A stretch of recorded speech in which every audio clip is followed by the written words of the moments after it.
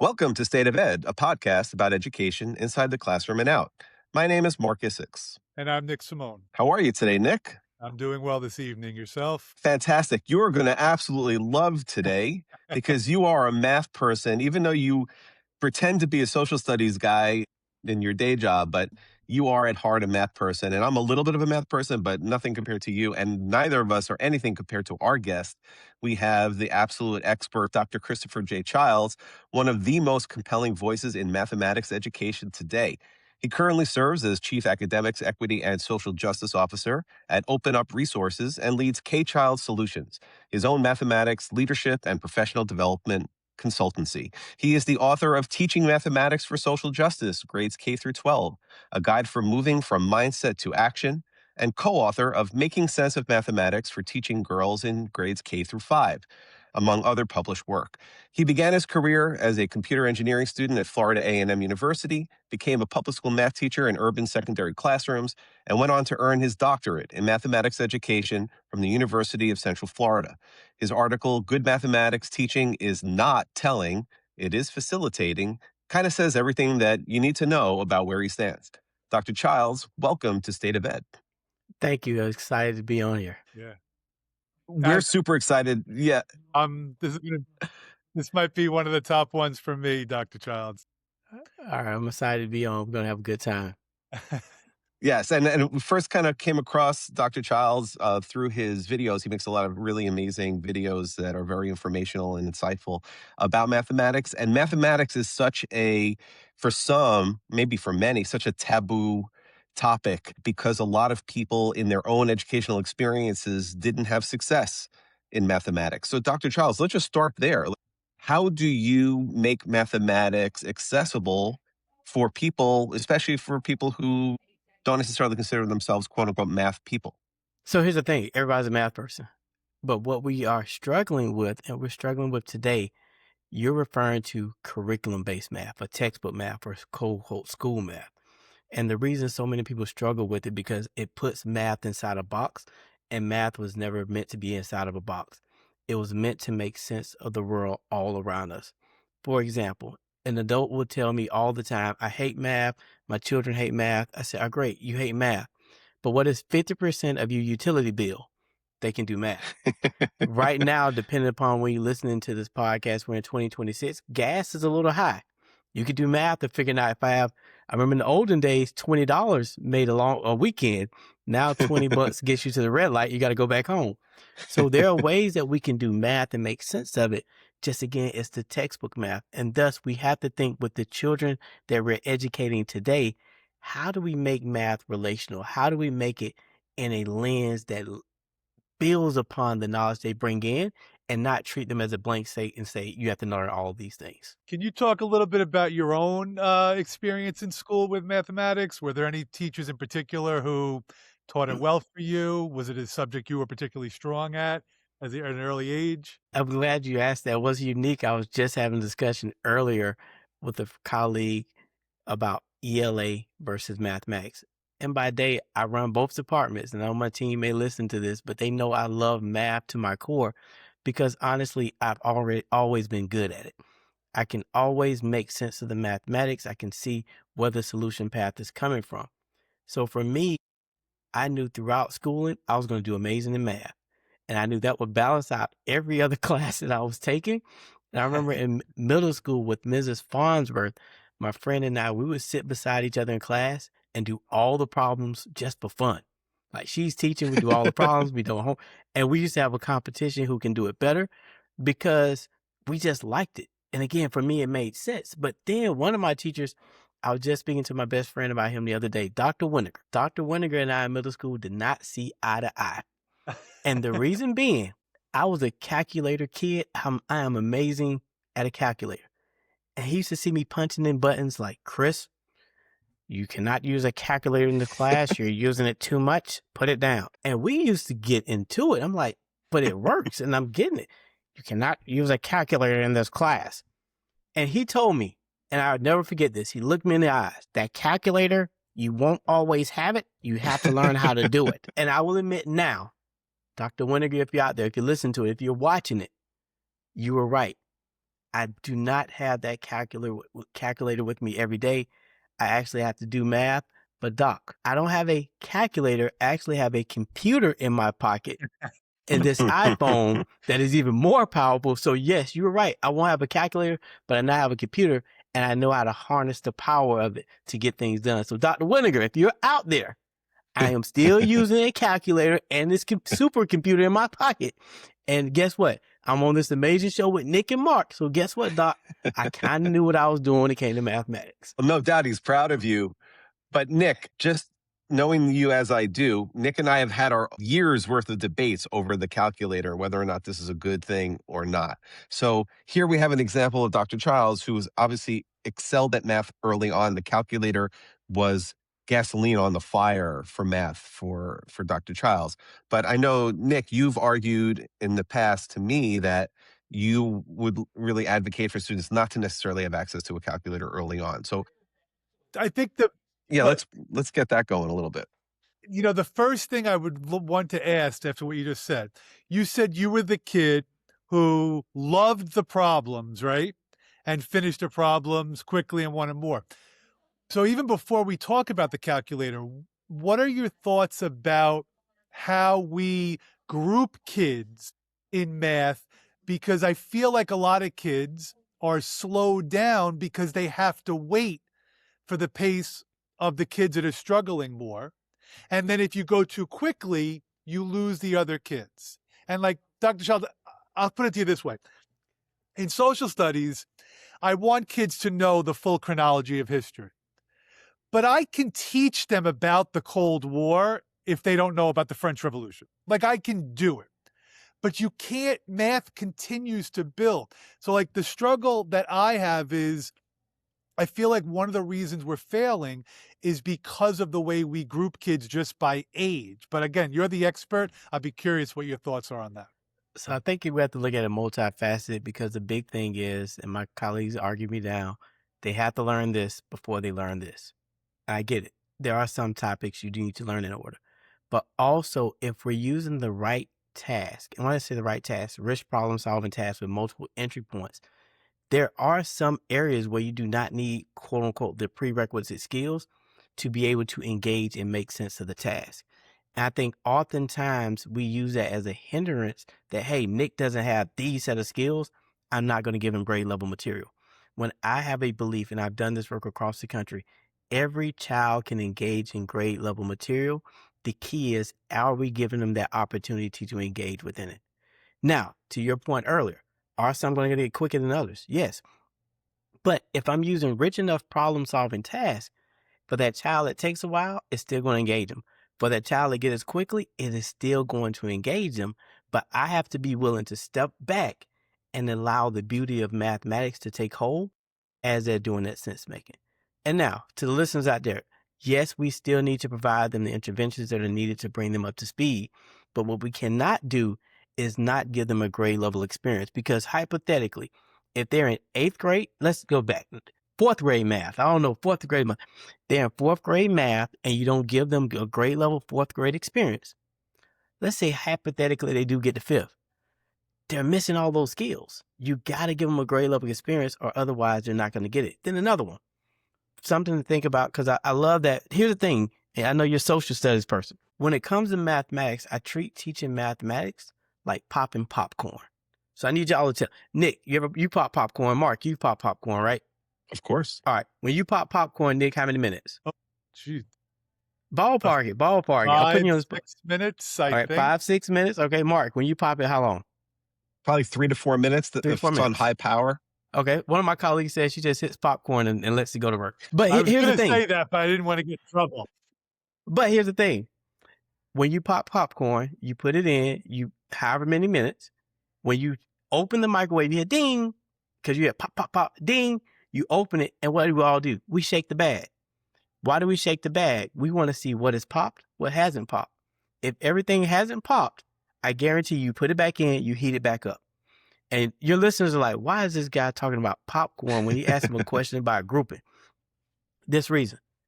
If it's 5 minutes, 3 minutes, 4 minutes, you're patient enough to wait for that popcorn to pop. You test it, you give it more heat if needed. That's how we have to be when it comes to educating children with mathematics. Some are going to pop in August, or some are going to pop as soon as you start the lesson. Some are going to pop in the middle of the year or in the middle of your lesson. Some are going to pop at the end. But it doesn't matter when it pops. I've never seen someone take that bag of popcorn and shake it and be like, Colonel number 5, you popped too late. We are happy that it popped. And that's how we have to think about teaching mathematics and engaging children. Less about when do you pop, but can I heat you up over time and do what I need to do for you to pop? And that's why it starts with a grade level experience, because they may not pop in that 4th grade class.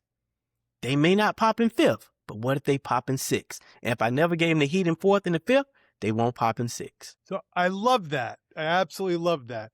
The primary focus of what you're trying to achieve, tell me if I'm right here, is that no more excuses about math can't be engaging and math can't be fun, and let's really make practical applications to what we do. Would that be the... That's my thesis. My thesis is we have to make math real, and we have to make it practical for everybody to have an opportunity to engage in it. And I've had the privilege of teaching at the elementary level, let's go level, elementary, middle, high, and post-secondary. I've taught graduate level courses. I've seen the gamut. So for my experiences, I'm not just speaking from this silo piece, but just seeing the gamut of how we need to think about and re-envision what does it mean to do math and what it means to engage within it. And I couldn't agree more, and I love it. And the only person that loves that more than me is Mark. And the reason why, and we should definitely, I want to explore that. But let me just finish with my previous question. Go ahead. The reason why Mark loves it is because Mark's career has been dedicated to helping teachers motivate lessons, to engage students. And the pushback he often gets is from the math department. Well, we can't do it in math. We can do it in science. We can do it in English. So he's going to be your biggest supporter. But just the one question I have, I agree with everything you're saying. Mm-hmm. But now the kids who are going to be going the AP calculus route, and I'm not, I hope you understand, I'm not opposed to anything you're saying. But the concern, but the concern I have is that what a lot of schools have been doing is they've been pushing, I'll just use New York State as an example.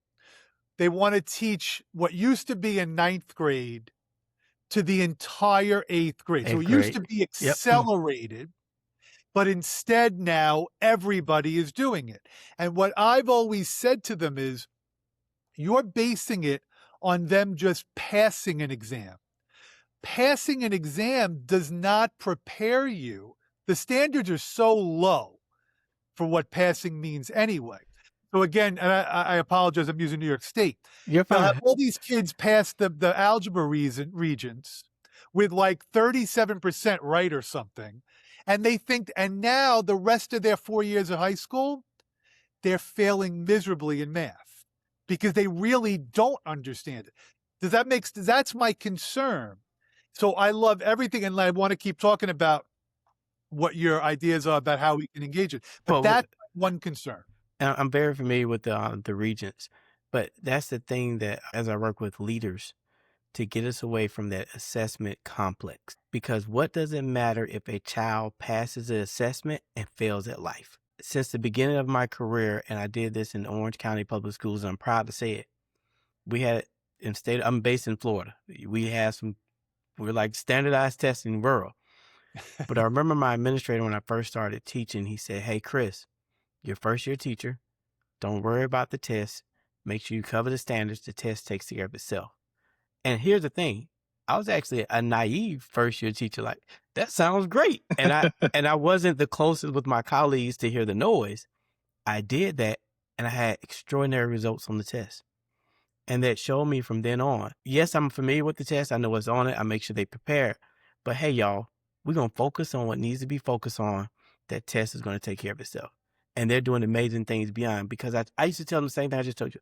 I don't care about that test, because if you pass that test and fail at life, I have failed you.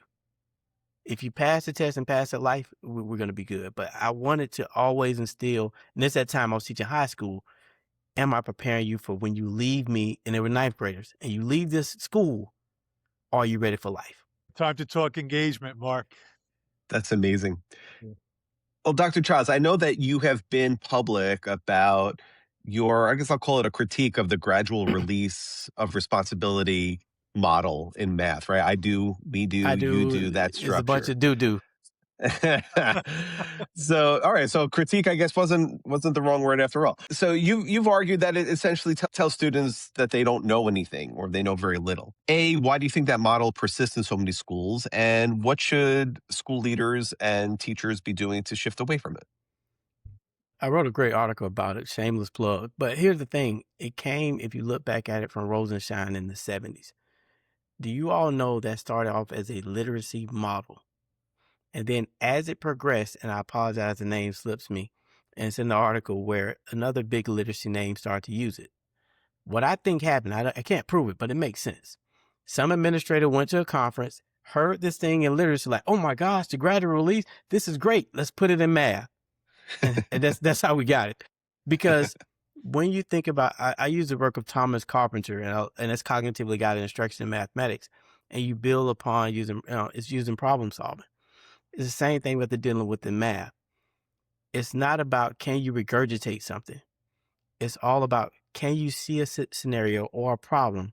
Can you make a solution for it? That's all math is. And we don't want to make robots. We don't want to. I'm glad that there's times tables, but how do they apply it? How do they use it? And therefore, we have to stop using that gradual release of responsibility, provide them a rich task, and see what they come up with. There are a lot of sicknesses and diseases here. We're based in the U.S. for this conversation that don't have solutions for. If I go with the gradual release responsibility teaching, I know the solution, and I don't. So therefore, I don't need to build a bunch of rule followers. I need to build more problem solvers so they can be presented with these scenarios and then make sense of them and go out into the world. So that's why I'm a strong advocate of throwing that out the window and using rich problem solving tasks and just letting them show you what they bring. Because every child comes in the classroom with some knowledge. You all have seen pre-K, they come in with something.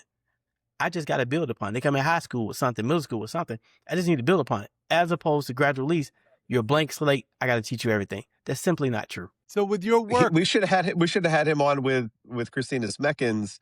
Christina really makes a great argument.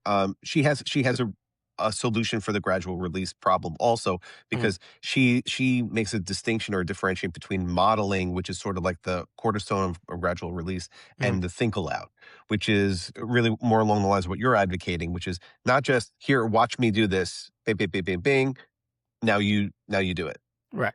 Or we'll do one together and then you do it alone, because they've never really learned it in the first place, versus the think aloud, which is, okay, as I look at this problem, here's now how I'm approaching it, I'm tackling it, I'm seeing this, I'm wondering about this, I'm wondering if I need more information here, like really teaching them the whole cerebral or cognitive approach and a way to attack something. So then they start to understand how she's seeing is through her eyes.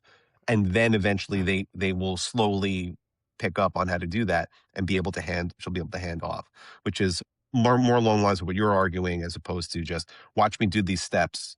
Right. So Because then what happens is, Dr. Charles, we wind up just we start with our heart is always in the right place, and we start with going for everything. And then as soon as they start to struggle, we immediately go to, okay, just remember this. It's this is over of equals this blank over 100. That's all you need to know, right? And now you can solve 100 of these. But if there's a word problem, you're done. right. And what I do is, before you jump in, Nick, is I think about it with the iPad. Children now come out the womb and they're given the iPad at birth. I'm joking, but you know what I mean. You're not joking.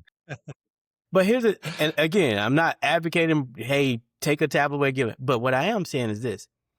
I've seen young children get a tablet and do some amazing things with it. And they don't even harness the full capabilities, but you put it in front of them, they figure it out. But I have never seen the directions for how to use an iPad or how to use a tablet. And these children can figure out these sophisticated devices without it by just giving them an opportunity to explore. You telling me they can't figure out math? But am I willing to give them an opportunity to explore and just do some sense making? that's a great. I mean, and the video games. Fantastic analogy. The video games they play that they figure, I can't figure out any of these games. Think about when we grew up. I don't know if you all were Atari, Nintendo, Super Nintendo, Sega. We never came home and said, let me read the directions first. What do we say? Turn on the game, You may have blown the cartridge and said, let's go. And you figured out as you went, you may have wanted to find a code or something. But again, we have these powerful things called a brain that can be unlocked. The key is providing these children that opportunity to showcase what I call that genius level potential. Yeah. And I would argue that, Dr. Charles, when they have the opportunity to tackle it first and then get into it, if you were to then give them an article about that game, they will read it like Yes. voraciously. But Yes. if that's your entry point, then they'll pass. And that's Right. kind of what you're talking about, and that's why I've been arguing for, as Nick mentioned, most of my career, is that you have to find a way in and a way to make it interesting, a way to capture their attention, a way for them to grasp onto a concept, even if they don't understand the content or the context. And then you teach them how to connect those things and give it relevance and meaning. And then once you accomplish that, now all of a sudden you have people who are truly like there's true intrigue and this true desire to want to know more. And that's how you get them to the level that you want to Right. get them to. But you can't just start there. But here's the thing, as you mentioned, I love it. I have a saying, I am married to the content. I will never be married to the context. Why is that important? We haven't talked about AI yet. I don't know if we're going there, but we're in a time right now where AI is taking over. And before AI, I told my children the same thing. I use children throughout. I don't say students. They're all children to me, humanize. But I used to say, hey, I'm married to content. The content. You like pizza? You do pizzas. What do you like? Playing basketball? You do basketball. You want to do drawing? You do drawing. I never cared about the context. I'm married to that content. And now with technology, why don't we clicking the button to say, all right, get the context that you want? The key is, let's make sure you understand the mathematical concepts behind it. But we have to get out of that. You got to learn about jacks because I played jacks growing up. Hey, these kids don't care about, they care about Roblox. They care about Fortnite. They care about different, switch it up. My thing is I'm going to engage you. I'm going to just find out where you want to get engaged at. Yeah. I mean, Dr. Charles, I agree with everything you're saying. The problem is that the people that are making the policies really, I hate to say this, but they really don't know what they're doing with math education. I mean, again, just use New York as a context. In like my career, they've changed dramatically how they're teaching math. Multiple times. They went from algebra, geometry trig. Then we did something called sequential 1, sequential 2, sequential 3. Then we went math A, math B. Then we went back to algebra. They keep switching it up, and they don't realize that the kids are the ones that are getting lost in the process. And the teachers, by the way, who have to keep relearning all these different strategies to try to reach kids, it takes time to come Right. down the learning curve when you're teaching a prep like that. It's not fair. I'm Right. sorry. No, and just it's so easy to prove that what we're doing is failing because all you have to do is just simply ask a student. You could pick a random student. You're saying that they have to understand how to think. You could ask a kid, what is 75% of 200? And they'll give you an answer like 300. Like, how can the number be larger? And like you said, these kids are brilliant. They know how to use the iPad when they're 2, but that's about as ridiculous an answer as they could give. But it's because they're only being taught to do steps and not understand the steps. Right. It's all just to get an answer and not. Right. And I was working with the Gifted School here in Central Florida, and it was funny because with that particular school my daughter was attending, it was, in the Gifted program, it's all, quick can I get it? I want to impress my friends. So they would get answers quick, and I would say, all right, explain your thinking, justify it. And they're like, oh, no, because they have never been challenged. And again, I had to get them out of, I'm glad you can get the answer. That's cool. I'm worried about your problem solving process. So when you come into my classroom, literally, we're going to have so many discussions, and at the end, what was the answer? All right, 35? Cool. We move on. But it was so much richness and arguments and discussions beforehand. The answer is just, all right, just afterthought. We got an answer. Let's keep rolling. Can you So talk? how much of that is, I'm sorry, go ahead, Nick. No, go, Mark, first. No, you go.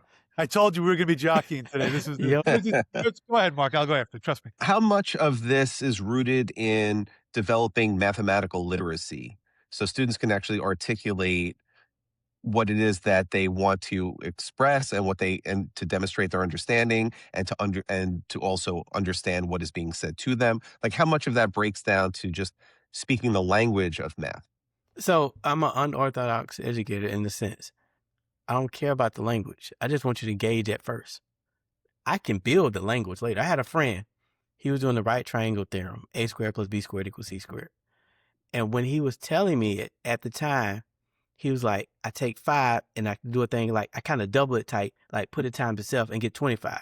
And then when I take the 25, then I got to do the other side, Chris, and then that's a 3. Then I got to kind of like double it and do the thing to it, and then make it a 9. Not precise mathematical language, but as we went through the right triangle theorem, got an answer. Then he like, all right, so now I got in this scenario, let's say 49, just for the sake of argument. I got a 49. All right, now Chris, I got to break that down. Then I'm gonna 7. It wasn't precise, but it got the right answer. And in that case, as we talked through it, I was like, I can build the mathematical language with you, but you had a problem solving process. Let's talk through it. But if I'd have stopped him and said, hey, that thing you're doing 3 times 3 is called 3 squared, I'd have shut him down. But I let him Mm. go through it. And it was the beauty of just listening. And this was 20 years ago. And to this day, he doesn't know it stuck with me. And I let children show it. And this was an adult, Mm. but I let him show it. Then I'm Mm. like, all right, now here's the mathematical language to go along with it. But to your earlier analogy, if I don't get you in first, it doesn't matter. I got to let you just talk about it however you want to talk about it.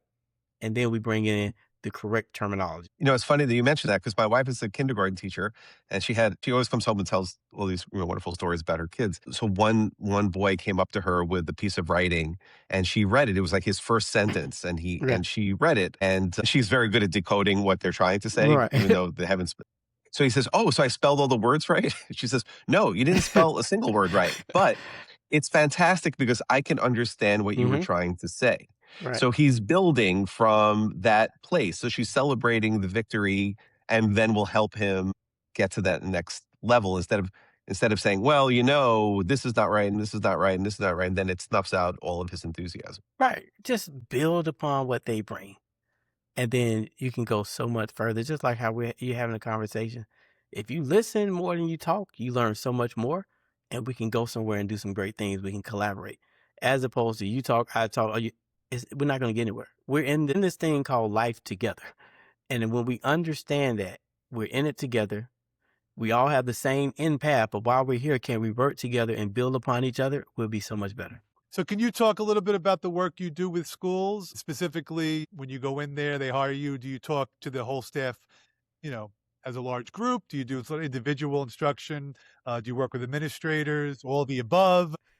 So all of the above. I give you a couple quick scenarios. So one of the things I love doing keynotes. Mark in the very beginning was talking about the different things that I do. I love doing keynotes. A lot of them are online. So if I come into conferences or come into schools and do a keynote, and it can vary. I can get everybody excited for back to school, or we can just talk math the entire time. But I also do professional learning workshops within school districts where I come in thinking about what is your problem of practice or what is something you want to work on. Want to work on discourse in the classroom. Hey, we got this new curriculum. Help us use it. I come in and do those components. But my bread and butter, what I love doing, I like doing teaching demonstrations. And I tell you why. Oh, okay. A lot of people hear me and see me on social or see me even at the big stage. Dr. Childs is good. That's malarkey. That doesn't work in the classroom. So what I do is everyone I work with, I say, hey, I know that's what they're going to say on the stage. Let's do in-class demonstrations with their children any given day. All I need is a topic. I don't want any background. And I do teaching demonstrations. Why is that important? One, it lets me practice sometimes. I still like to work with them.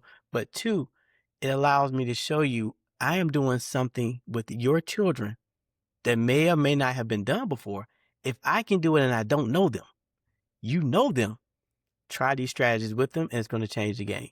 So I do a multitude of those pieces. And then I love posting on social media. We'll talk about that before we end, different helpful tips. And then I love to write books. So we'll talk about that a little bit more too, of just some of the books I've been writing. And then I got a new AI tool and I'm going to do a purposeful hold off so your listeners listen to the very end to hear about this AI tool. All right. We got three I was topics. going to ask that next, but okay, he's not going to let me.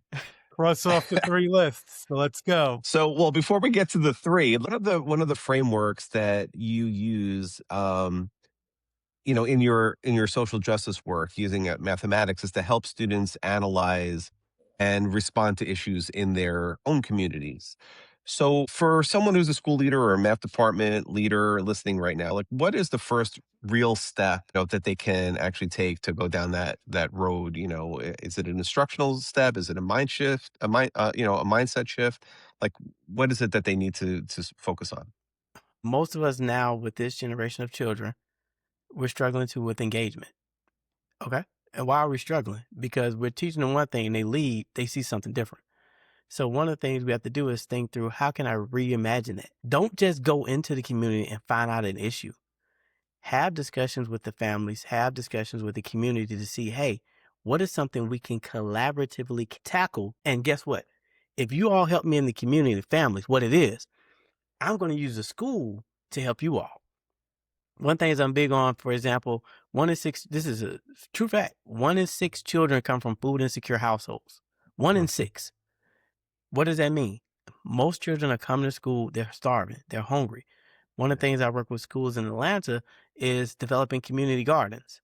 Why is that important? Through conversation. I knew this school, they were struggling from their community to have just basic food, not a car, not the movie ticket, food. They develop a community garden. Now, what's cool about the community garden? You can do math in the community garden. You can do science in the community garden. You can do social studies. You can do all these content areas in the garden, but then they can grow the vegetables and fruits and take it back home. And now we're solving the problem. So when I come through the social justice work, a lot of people hear this, oh, Chris, you just want to talk about police brutality. I do want to talk about it. But if in your environment that is a hot button topic, what are the things we can talk about? I guarantee we can talk about a community garden. I don't care where you go, red, blue, purple, orange, you can talk about it. Another thing we could talk about, looking at the credit score of a community. And you can Google different sites now to find the credit score of a community. Why is that important? Based upon that credit score, it gives it either access to wealth or lack of. So guess what? If I'm in a rich community, I want to keep it quote unquote rich. Why not teach them financial literacy? That's a social justice piece. If I'm not in a quote unquote rich community, what am I doing in terms of financial literacy? And again, if I'm working as an administrator in a school, I can slowly integrate this into my curriculum. Now, families going to be saying, hey, you learned something about a credit score and buying a car, and I need a car. Let's talk about that.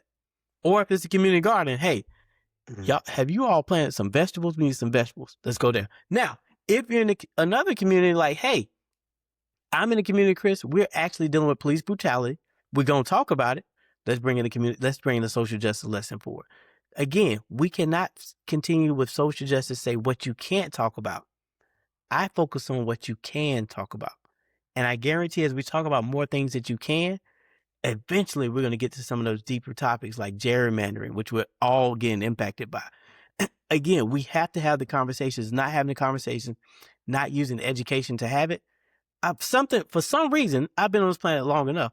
Things don't miraculously change just because we do nothing. Things change when people do something, and we have a generation of children who want to do something, and we have to equip them with the tools to do it. And then that goes back to our earlier discussion. How do we get them engaged? If I'm seeing something that's going to benefit me one day or benefit my family, I'm going to lean in. But it's on us to, as we teach, we're going to teach the content regardless. All I'm asking you to do is put in a context that's going to reel them in a little bit more. So how is that reflected in the current writing, in your current writing? Let's start working through your list of 3 things. It's always in the current writing. So 2 things for your listeners, you got to go check us out on the video side to see how I'm going to hold up some stuff. But a couple things. At Open Up Resources, we develop a program called Humanizing Mathematics Pre-K through 5. I'm going to hold up a poster for the ones watching it in video. Again, I know your listeners are like, all right, I got to find the video feed. Then the video folks are like, I got to listen to it too. But in this poster, if you go to openupresources.org, type in Humanizing Mathematics. In this poster, you see a multitude of children. Why is this important? This is a pre-K through grade 5 program. It's openly accessible. Anybody can access it online. Why do you see a multitude of children from different backgrounds? I challenged the team. I said, when we create this curriculum, there are children from all walks of life in our buildings. They need to look at this program and see themselves within it, especially as it relates to math, because math gets typically the old white guy as a mathematician. Nobody else, no women, no melanated people, just that. How do we see Just everybody? Einstein. Just Einstein. How do we see everybody as a mathematician? And with that, the team did an amazing job of thinking through it because they knew when I said everybody, it means everybody. That's one of the ways we're thinking through it. And again, no matter where you're at, you have a diversity of children. They need to see themselves in the curriculum. In my latest book, Chris Teaches Math, this is my pre-K through kindergarten book. And Chris Teaches Math is literally a story of Chris Teaches Math. And I am Chris. But the cool thing about Chris, how many times have you seen that cute little kid like Chris teaching math and going through it? We have to create mathematical experiences where everybody can see themselves a part of it. That's why I also have the book, Teaching Mathematics for Girls, which I'm a co-author. I was always thinking, who is missing, and providing them an opportunity in the lens to see themselves, to see their culture in mathematics, because every culture has contributed to it. That's fantastic. Are you familiar with the concept of stereotype threat and the research that's been done around it? Yes.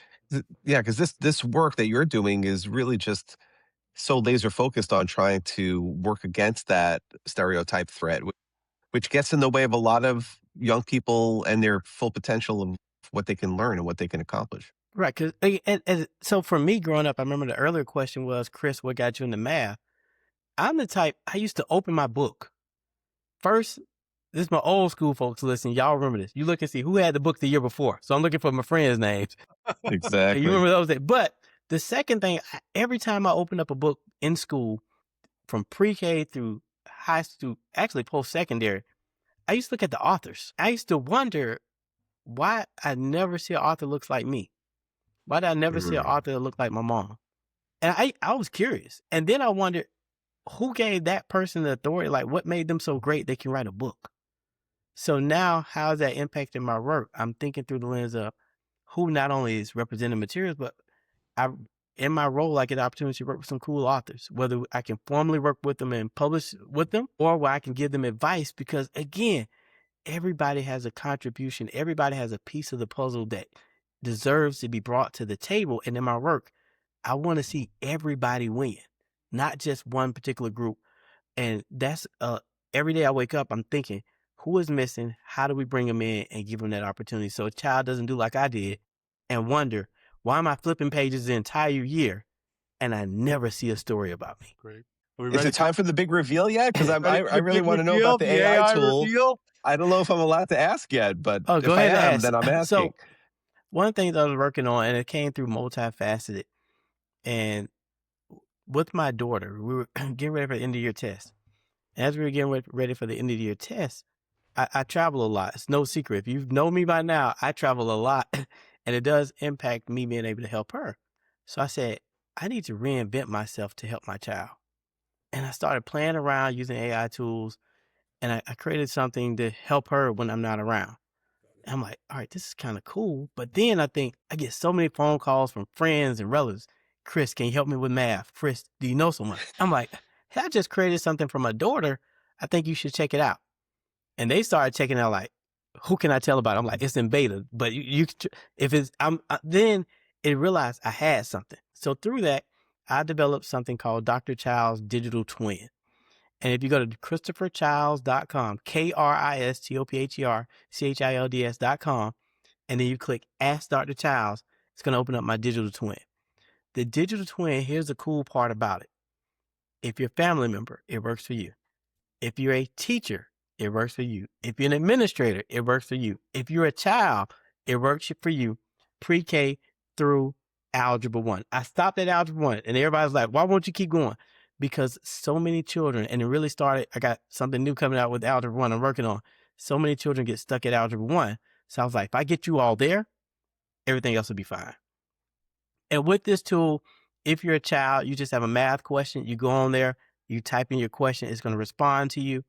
If you're a family member, I know a lot of family members, 8 o'clock hits, after dinner, they get the, hey, mom, dad, I actually got homework. What?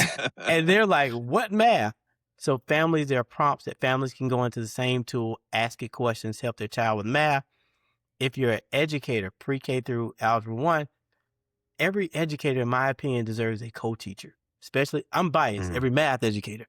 So what does it mean? I'm teaching a class, somebody's asked me a question, or I need to know what to do next. I can quickly go on my iPhone, my iPad, or to my computer, and it gives me a next step. And then in addition, I love my administrators. Some of my administrators are still talking about I do, we do, you do. So part of the tool is for administrators to go in, hey, what are some look fors that you need? And therefore administrators can go onto the tool and it helps them from there. So I give essentially the different languages of math based upon the artist. Here's something really cool. I don't talk about stuff just to talk about. I talked to you all about financial literacy earlier. Built into the tool on the family side for the child, there are financial literacy activities. So I have built in a financial literacy curriculum built into the tool. Anybody can go on and access it. And there's a free side. Later, there will be a paid side as we're still testing it. But if you go to ChristopherChilds.com, Chris with a K, access the tool, give us feedback. We're constantly improving it. And the key is every child deserves a high quality mathematics experience. Every teacher deserves someone there to help them. But most importantly, every family should be able to help their child with mathematics. So when I create this tool, started with my daughter, thinking about her, then I say, hey, and my daughter knows we got to do more for the world. And we elevated the tool, and it's on every day is getting better. We're releasing new components of it. But you all are the first public avenue to hear Wow. about Kristopher Childs' digital twin, and big launch coming summer 2026. Soft launching it now. What an It's honor and amazing. privilege. Amazing.